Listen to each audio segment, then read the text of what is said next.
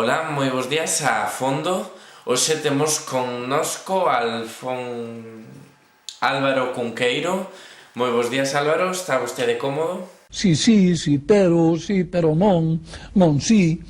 En primeiro lugar, gustaríame saber como empezou vostede a escribir. Como Cristo nos enseña.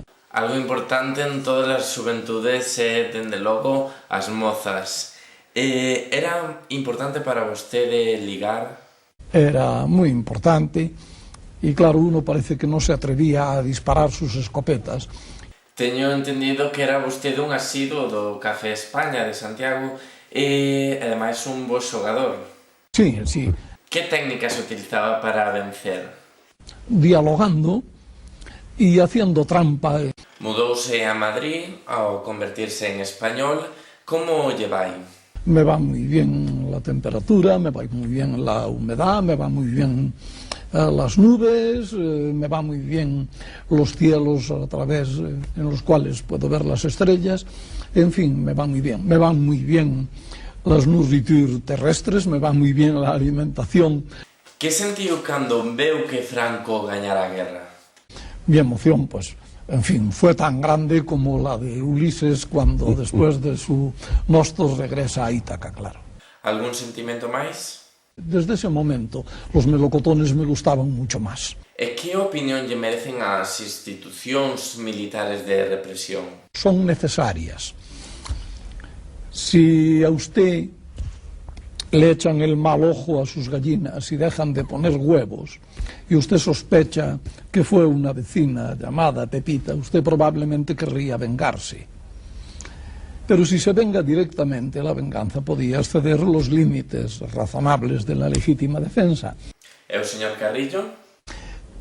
Se cree que están construyendo una nave para él en Basora, se cree que puede contratar una tripulación y al final no hay nave, ni tripulación, ni nada, claro.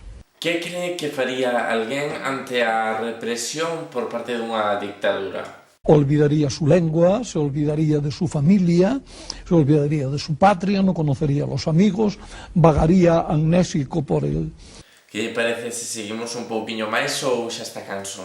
No me canso, la prueba está. Gustaríame pasar entón ao terreo máis persoal de Álvaro Cunqueiro. Que opinión lle merece a profesional Carmen Hornillos? Tiene como la barba que le nace a los muchachitos, tiene unos pelillos en el casco. Es evidente que las nécoras me gustarán más.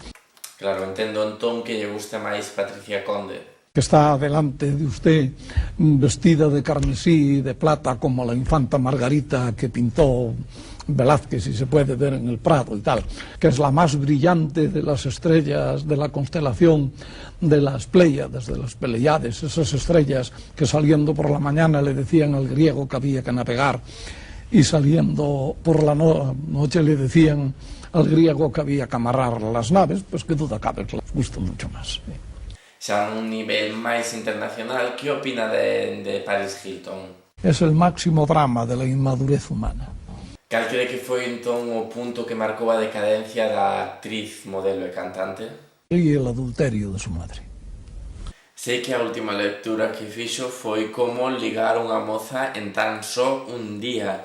Que opinión lle mereceu este libro? Es un libro muy divertido.